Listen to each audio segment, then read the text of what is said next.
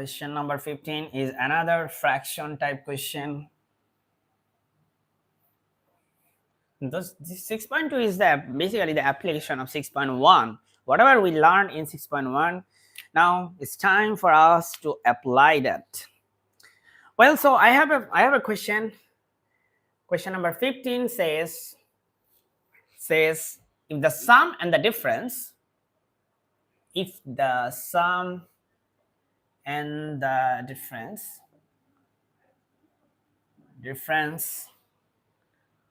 of the numerator and the denominator of a proper fraction is 14 and 8 respectively. 14 and 8 respectively means in a chronological pattern. Find the fraction. What an innocent question, right? It's a very cute question, innocent question. So first things first, it has to be a proper fraction. So from your childhood, you might remember that 3 by 5 is a proper fraction, 1 by 2 is a proper fraction, 3 by 4 is a proper fraction, but 5 by 3 is not a proper fraction. 7 by 2 is not a proper fraction. So I take a fraction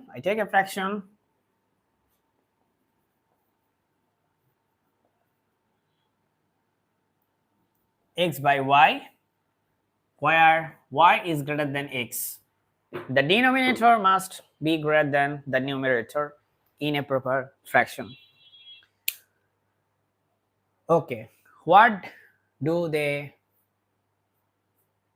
want from me?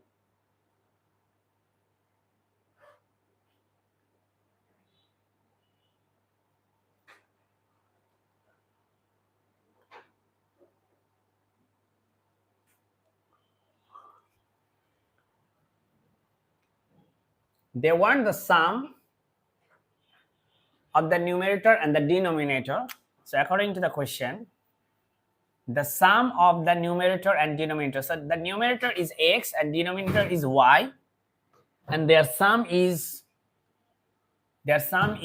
14. Okay, their sum is 14.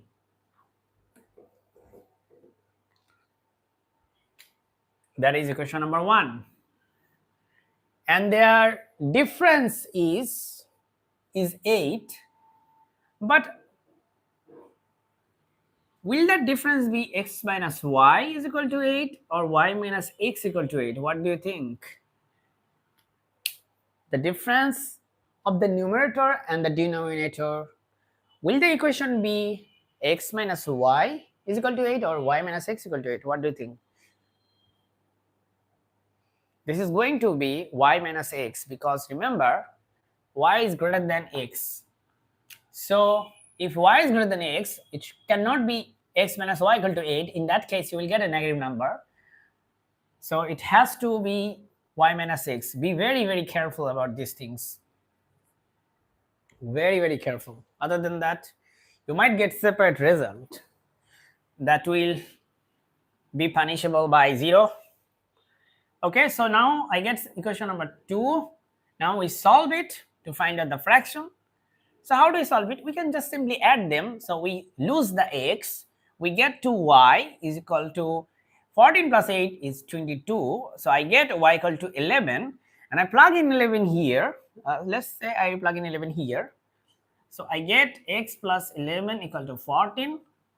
And I get x equal to 3. So my x value is 3, my y value is 11. So the answer to this question is x by y, that is 3 by 11. 3 by 11. That is the answer. That is the answer of the fraction.